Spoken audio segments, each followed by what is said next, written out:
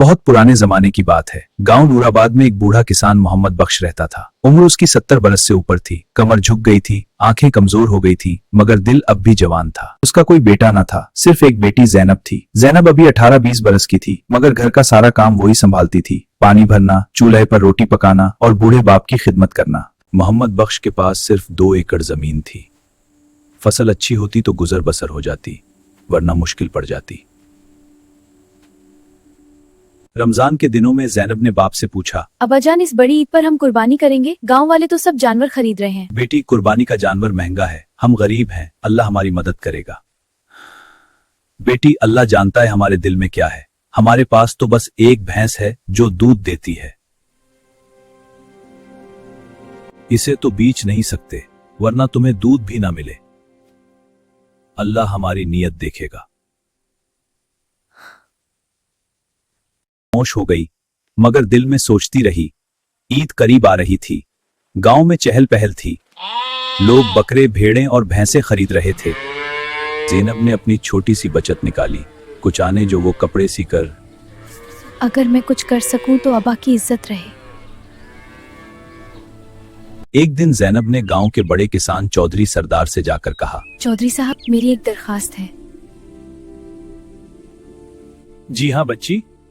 मैं आपके खेत में मजदूरी करूंगी, आप मुझे थोड़े से पैसे दे दें। मैं अपने अब्बा के लिए ईद की कुर्बानी का इंतजाम करना चाहती हूँ।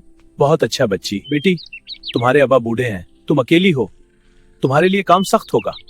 अब्बा जान के लिए कुछ भी सख्त नहीं। गांव के बड़े किसान मुतासिर हुए। उन्होंने ज़ैनब को खेत में काम दिया,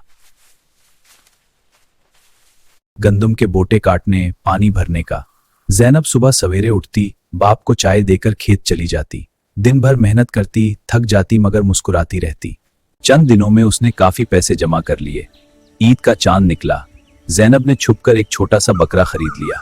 सुबह ईद की नमाज के बाद वो बकरा लेकर घर आई। मैंने खेत में मजदूरी करके पैसे बचाए। अल्लाह के लिए ये कुर्बानी हम दोनों मिलकर करेंगे। बूढ़े बाप की आंखें नम हो गई। उन्होंने बेटी को गले लगा लिया और कहा, बेटी, पुराने जमाने हजरत इब्राहिम अलैहिस्सलाम ने अल्लाह के हुक्म पर सब कुछ कुर्बान करने का इरादा किया था। अल्लाह ने उनकी नीयत देखी। आज तुमने भी वही नीयत दिखाई। अल्लाह तुम्हें खुश रखे। अल्लाह तुम्हें खुश रखे। ईद का दिन आया। दोनों ने मिलकर बकरा ज़बह किया। गोश्त के 3 हिस्से किए। एक हिस्सा गांव के गरीबों को दिया, एक रिश्तेदारों को, एक अपने लिए। ज़ैनब ने खुद सवियां पकाई और पूरे गांव में बांटी। गांव वाले जब ये बात सुने तो हैरान रह गए। गांव वाले ज़ैनब की मेहनत और कुर्बानी देखकर बहुत मुतासिर हुए। मोहम्मद बख्श, तुम्हारी बेटी ने आज सबको सबक दिया। कुर्बानी पीसों की नहीं, दिल की होती है। इस ईद के बाद गांव में ज़ैनब की तारीफ होने लगी। ज़ैनब बहुत अच्छी लड़की है, बहुत मेहरबान। मेरी बेटी ने मुझे बताया कि अल्लाह नीयत देखता है। ना माँ, बिल्कुल सच कहा। सब बड़ी ईद में अमीर गरीब का फर्क नहीं होता। जो दिल से, मेहनत से और अल्लाह के लिए कुर्बानी देता है, अल्लाह उसकी नीयत जरूर कबूल करता है।